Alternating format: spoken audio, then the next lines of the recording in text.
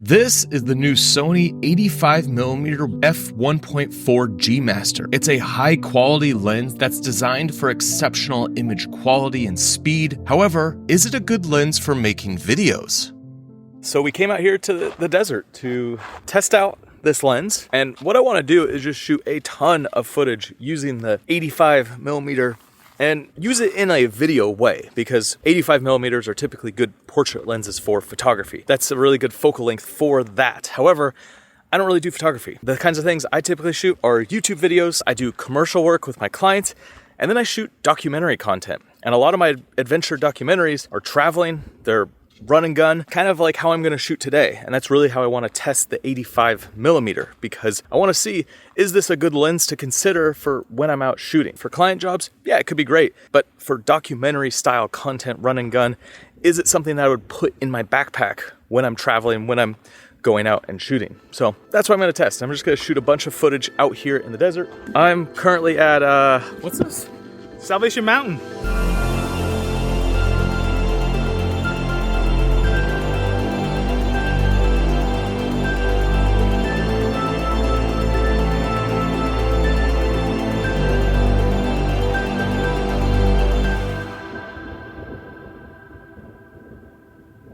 What are we doing?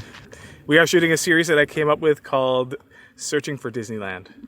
Hold on. Let me switch over to the 85 and let's get Jesse explaining this so you can see what this 85 looks like for like an interview style setup. Check, check. 1, 2. Check, check. Go stand over there. This is my personal project called Searching for Disneyland. Just going to different locations. I picked up a set of Mickey Mouse ears from Disneyland on one of my recent trips there. And while I was walking around the park, I noticed that a lot of things are inspired by real places in the world. And what I'm doing is going to different locations, usually while I travel. Like this is Salvation Mountain, and it kind of looks like Space Mountain. This is one of my personal projects. Every couple years I like to do one just so that I'm using my camera for something that inspires me to hopefully inspire somebody else to visit some other places besides Disneyland. I still love Disneyland. I'm not saying don't go there. I'm just saying check some other stuff out too. Once you're done watching this video, if you want to see more around Jesse's project, I'll include his video down below in the description for you to check out. To set the stage of what we're doing, it's 105 degrees right now out in the desert, like hot, super hot. And I just switched over to my 16 to 25 because I can't really vlog on an 85mm. So once in a while, I'll throw in some vlogging elements. Oh man, it's bright. But I'm gonna try to shoot the majority of this video on the 85. Just try to shoot a ton of B-roll with it. Figure out if I like this lens, figure out if this is something I wanna add to my kit. And I'll tell you more about this new Sony 85mm that I have, the version 2. Much needed upgrade.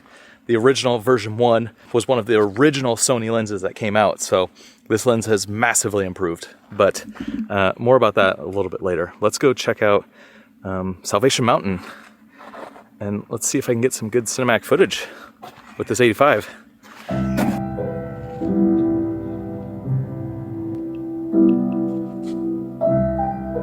One of the biggest benefits when working with an 85mm and shooting wide open is that you get very shallow depth of field. And you mix this with the compression of the longer lens, and it clearly isolates a subject. And as a creator, filmmaker, photographer, you can use this to your advantage to really drive the attention of your audience to one part of the frame.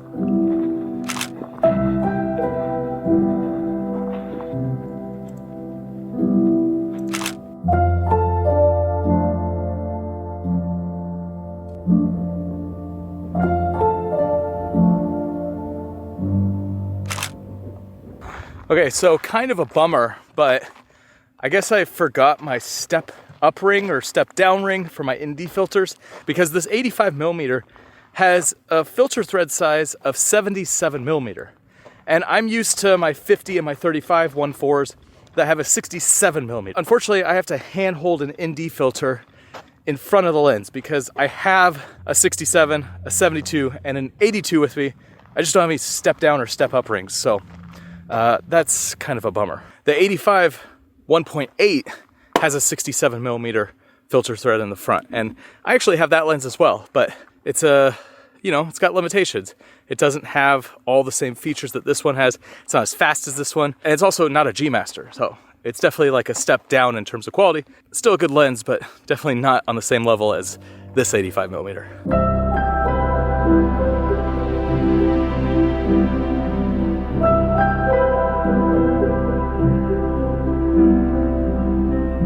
When we were at Salvation Mountain, there was a guy over there who said we should come check out Car Henge.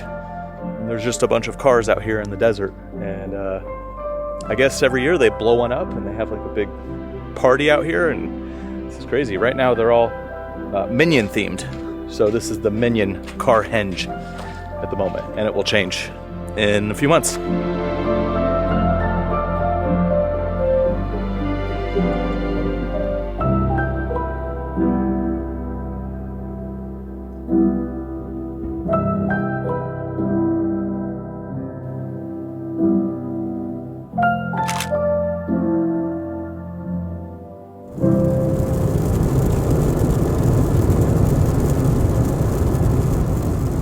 Our next stop is deep in Slab City at a place called East Jesus, and it's a collection of art that's spread out over 33 acres. Now, Jesse had an idea to get one of his photos in front of a wall of TVs that have been painted over. So while we're exploring, let me give you the rundown of this lens. The 85mm 1.4 has an aperture ring that can be declicked, and on it also has two customizable buttons. It's dust and moisture resistant, but not 100% dust and moisture proof.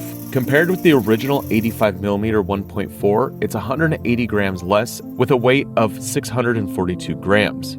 Now, when using this 85mm, it's super smooth and you don't feel the focusing elements at all. For stills, it's 3 times faster, and with moving subjects, it's up to 7 times faster for autofocus. For video, it's small and balanced well so that it can be used on a gimbal. And for autofocus and video, it has tracking up to 120 frames per second. It's also got minimal focus breathing, but that's eliminated when using one of the cameras that has focus breathing compensation. What are you shooting on? X106. I was wondering, this is kind of a test. I came out here to figure out if the thing could handle the heat. It is a piece of silver metal. It's 95 degrees.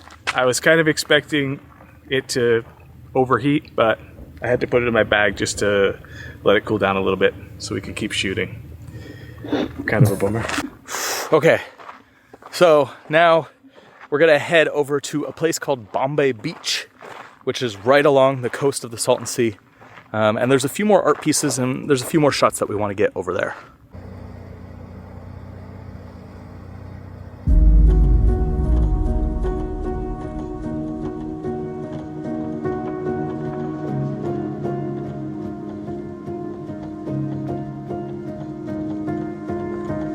When shooting video, an 85mm is pretty limiting. However, the look you get out of this footage does feel more cinematic than when shooting on wider lenses. This is because the human eye is effectively a 50mm, so anything above that feels a little bit more extreme and unfamiliar. Space distorts differently, and as I mentioned earlier, you have more isolation. Also, with the compression, the background is brought much closer to the plane of focus, and the foreground basically disappears. So as we go through these different places around the Salton Sea, you just get a completely different look than if I was shooting all of this on a wide-angle lens. So the idea behind this photo is Tomorrowland. So there is an art car, and it looks like it's a part of a car and a plane.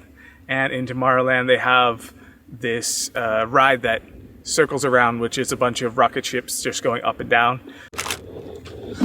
Wow, how much of a difference does this look now? Putting the 16mm on after having that 85 on. I'm just trying to get out of the sun. Okay. We're back.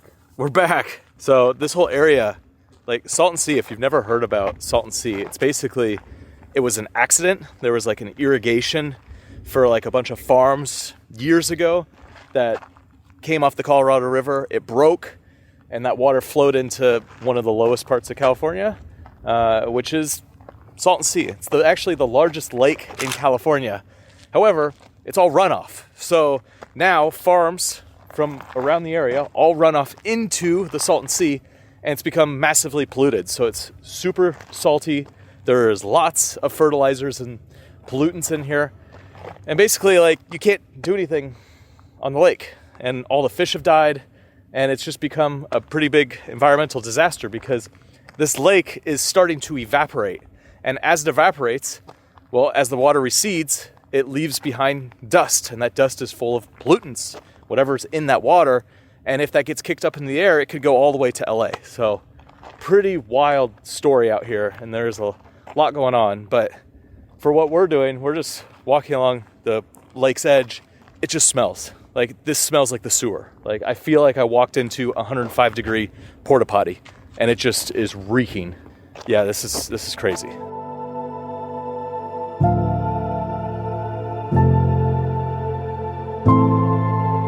The 85mm 1.4 is a solid lens from Sony, but the bigger question remains, is an 85mm a good lens for video work to put in my bag? Honestly, I love the look of this lens after going through all this footage, and there are some major benefits. You can film from a distance and get some great shots, which is especially helpful when working with subjects that are uncomfortable with the camera.